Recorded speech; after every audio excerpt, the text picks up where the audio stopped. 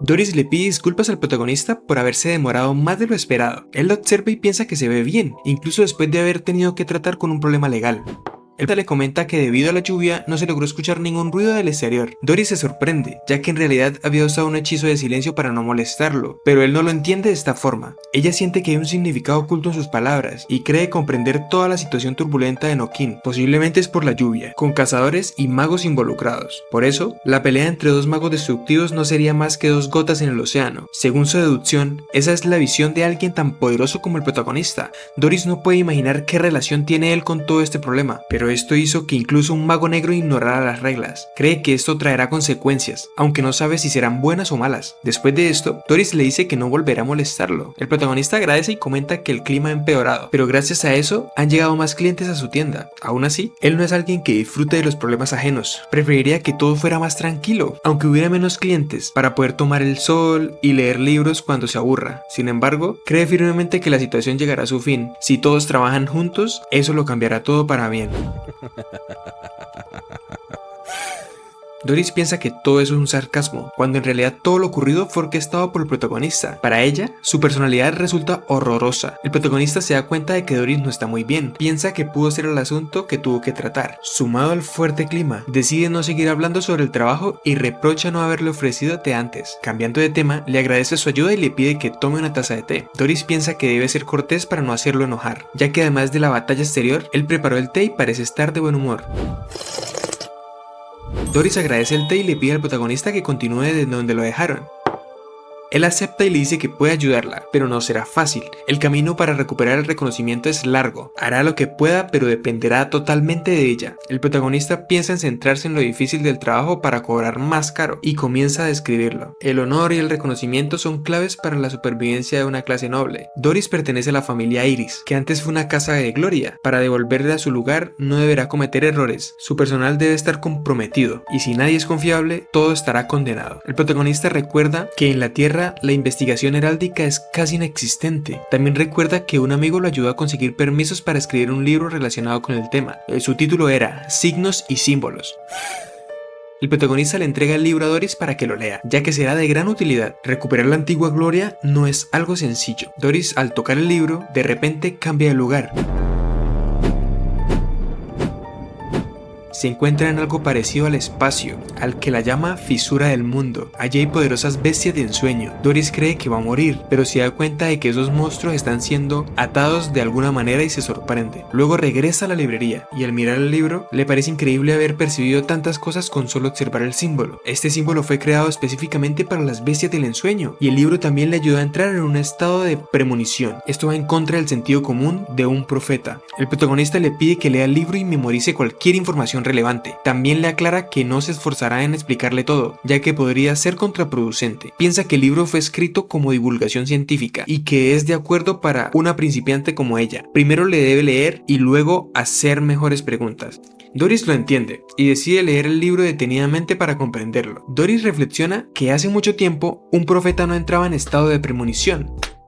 A ella le tomó siglos obtener una pista sobre Silver, pero ese libro la llevó a ese estado en un instante. El poder de ese símbolo es aterrador. Se pregunta cuánto poder oculto habrá en todos esos libros. Es como un océano de conocimiento. En ese momento, el protagonista le dice que el problema involucra a toda su casa. Todos deberían leer el libro. Así, él no tendrá que perder el tiempo salvándolos a todos, ya que tiene más clientes que atender. Quiere dejar claro que su ayuda es limitada, para que ella entienda la importancia de todo esto. Doris le responde que lo entiende y que si existen más copias de ese libro, las comprará para que todos tengan una y se aseguren de estudiarlo cuidadosamente. Se esforzarán al máximo para cumplir las órdenes del protagonista. El protagonista siente que Doris entiende, pero al mismo tiempo no del todo. Aún así, no le presta mucha atención, ya que es una clienta muy rentable.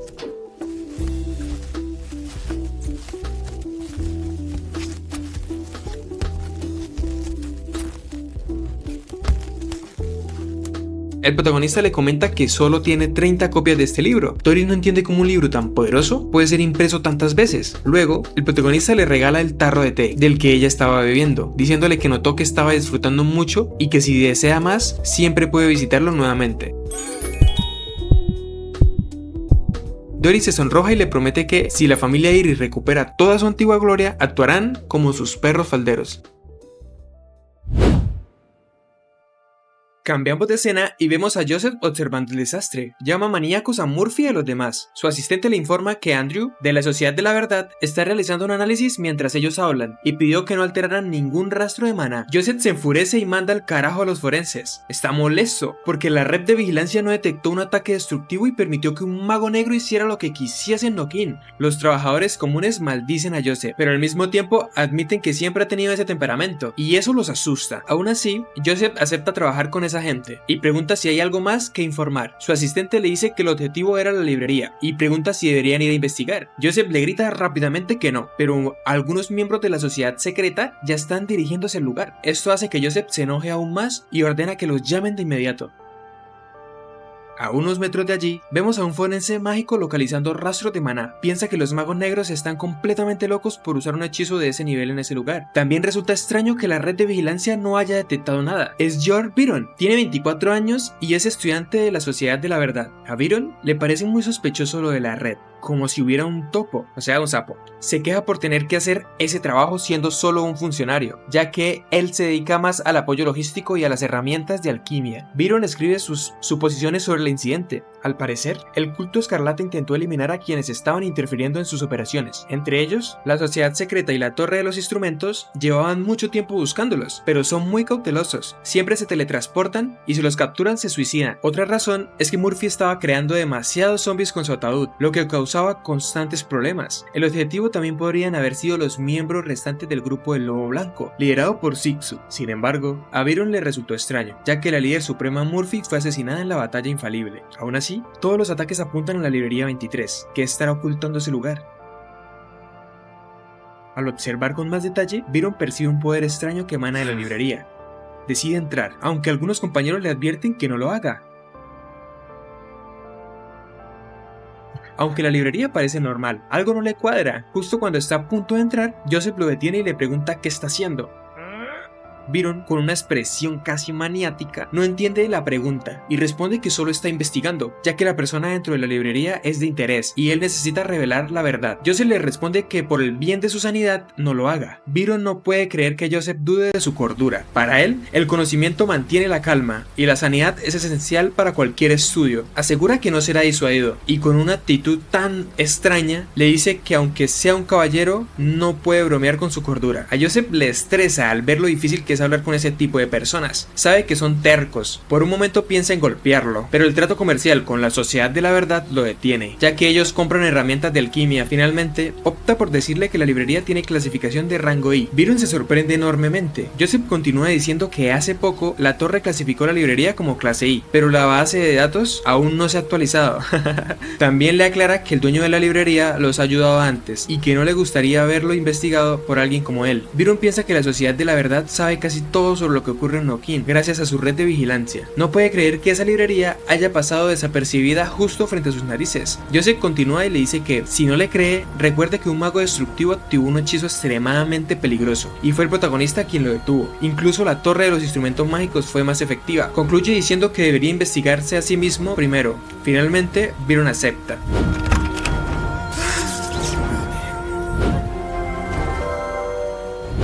En ese instante, se abre la puerta. Byron no entiende por qué hay un elfo en Nokin, y mucho menos por qué es esa elfa. Al ver a Doris, Joseph confirma que el protagonista es un elfo, según él, y nota que ella es de sangre pura por su compostura. Incluso piensa en devolver el libro y buscar un nuevo dueño para la espada candela. Doris mira a Byron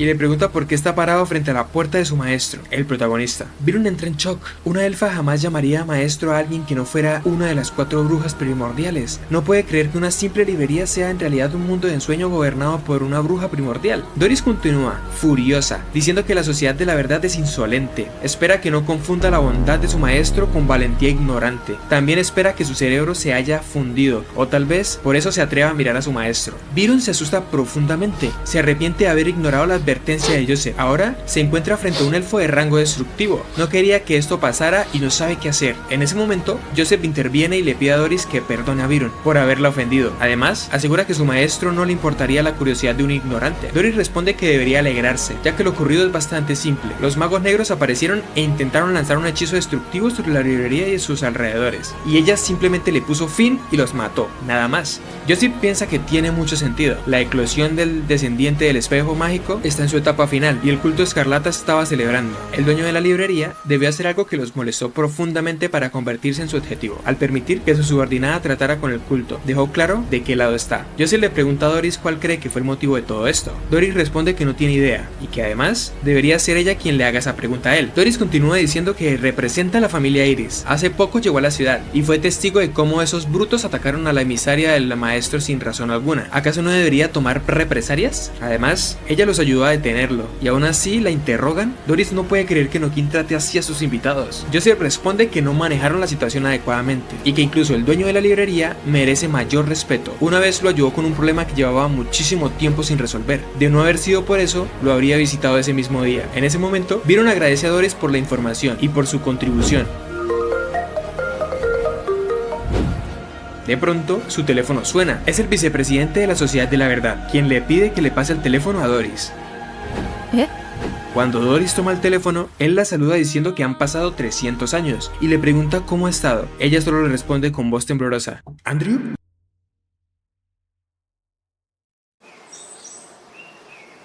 Cambiamos de escena y vemos un flashback del pasado. Estamos en un asentamiento de la familia Iris hace 300 años. Varias elfas están tristes porque Andrew se va. Ellas insisten en que se quede un poco más. Andrew les agradece por su hospitalidad, pero les explica que debe regresar para continuar con su investigación en la Sociedad de la Verdad. Aunque es difícil, espera que puedan entenderlo. Andrew continúa diciendo que, sin importar cuánto tiempo pase, la belleza de ellas nunca se desvanecerá. Luego se acerca a una elfa y le dice que le gustaría compartir una experiencia inolvidable con ella, pero la elfa le responde que ahí no, porque todos los están mirando. Qué descarado. En ese momento llega Doris y le pide a las elfas que no lo molesten más. Todas se retiran rápidamente para evitar problemas. Andrew se da la vuelta y la saluda. Doris le pregunta si se va ese día. Él le responde que estaba a punto de ir a despedirse de ella y le pregunta si ya terminó su profecía. Doris le contesta que es una profecía crucial para la familia Iris y que es importante completarla de una sola vez. Doris continúa diciendo que lo bueno de ser elfa es vivir casi una eternidad, por eso no le importa cuánto tiempo le tome recibir una profecía de su maestro o de un súbdito favorecido. Andrew le responde que si necesita alguna información, intentará pedirle ayuda a la Sociedad de la Verdad. Todo puede cambiar, pero la verdad es eterna, entonces promete que dentro de 100 años será una figura clave dentro de la Sociedad de la Verdad y que cuando llegue ese momento podrá ayudarla.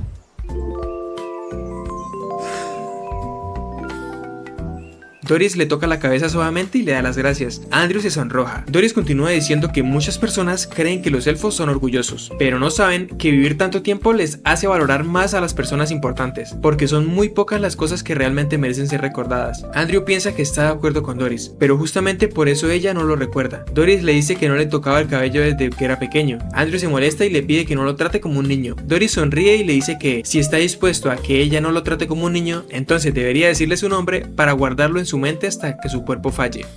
Cuando Andrew le dice su nombre, volvemos al presente. Andrew Russell le responde a Doris que ha pasado mucho tiempo. Ahora vemos el distrito central de la Sociedad de la Verdad. El jefe de alquimia, Walter, está jugando al ajedrez con Rowell, el jefe de mecánica. A Walter le parece inesperado que la familia Iris resurja después de cientos de años. Rowell comenta que incluso la enamorada de la juventud de Andrew también reapareció. Walter piensa que es una lástima, ya que Andrew pudo tener a cualquier mujer que quiso, menos a la de su juventud. Rowell le advierte que tenga cuidado, podría quedarse sin fondos. Rowell también menciona que lo importante es que alguien aceptó la misión para cazar a Wilde. Walter no puede creer que alguien haya tomado esa misión después de que nadie quiso hacerlo en 200 años. No le sorprende de que nadie la haya aceptado antes, además de que Wilde es un rango destructivo. Ningún cazador de ese nivel estaría necesitado para tomarla. Se preguntan quién podría ser suficientemente pobre para aceptar esa misión. El problema es que, debido a esa recompensa, todos los departamentos están muy ajustados de presupuesto. Rowell acusa a Walter de tener un proyecto desordenado, y Walter se enfurece diciendo que nadie le importa los proyectos de mecánica, que solo la torre los compra. Rowell le responde que entonces le transmitirá esas palabras a Hausen, su subordinado, pero Walter le dice que no es necesario. Entonces, Walter le pide continuar con la partida, pero sospecha de que Rowell está haciendo trampa. Rowell le dice que no importa si lo acusa injustamente, seguirá siendo su amigo. Walter le responde que cualquiera con dinero puede ser su amigo, ya que él es un avaro. Después de esto, Rowell asegura que su proyecto Ídolo de la Arcilla está a punto de finalizar y que gracias a que Doris derrotó a Murphy podrá usar la valiosa piedra filosofal del ataúd eterno. Walter se burla, diciendo que ha escuchado eso millones de veces y que nunca termina el proyecto. Rowell se enfurece y le responde que es por culpa de las piedras filosofales de mala calidad que produce él. Luego, Walter pregunta por el cazador que aceptó la misión de Wilder. Rowell le responde que se trata de un cazador petrificante, y cambiamos de escena. Vemos a este cazador enfrentándose a gárgolas.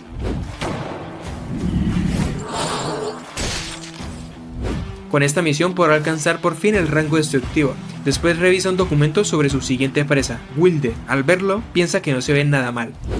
Volvemos a la sala de juego. Rowell comenta que el cazador conocido como Vigilante Pálido de la Noche, Burton Ackerman, quiere usar la misión de Wilder como logro personal. Durante la prueba normal, alcanzó el rango destructivo, tras inyectarse sangre contaminada, por lo que su petición fue aprobada.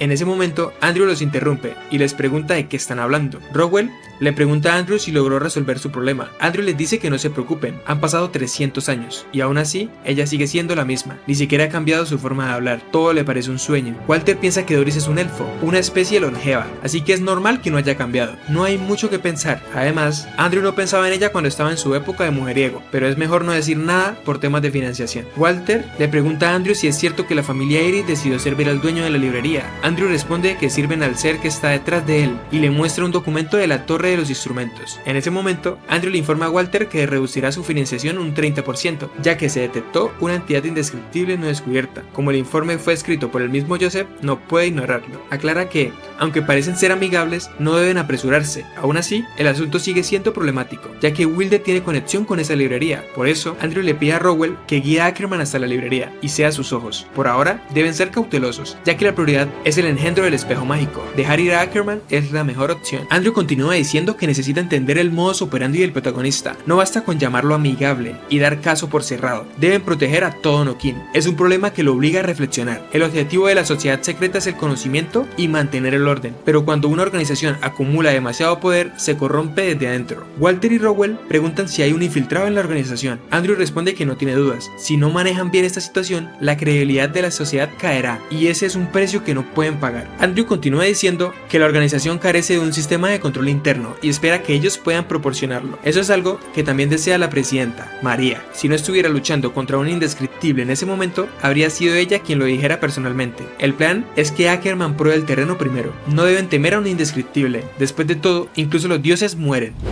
Cambiamos de escena y vemos al protagonista bajando las escaleras de la librería mientras escucha las noticias. Informan que hubo un incendio entre la calle 21 y 23, el cual destruyó muchas casas, dejando algunas intactas y otras completamente arrasadas. El protagonista se da cuenta de que esa es la calle donde vive.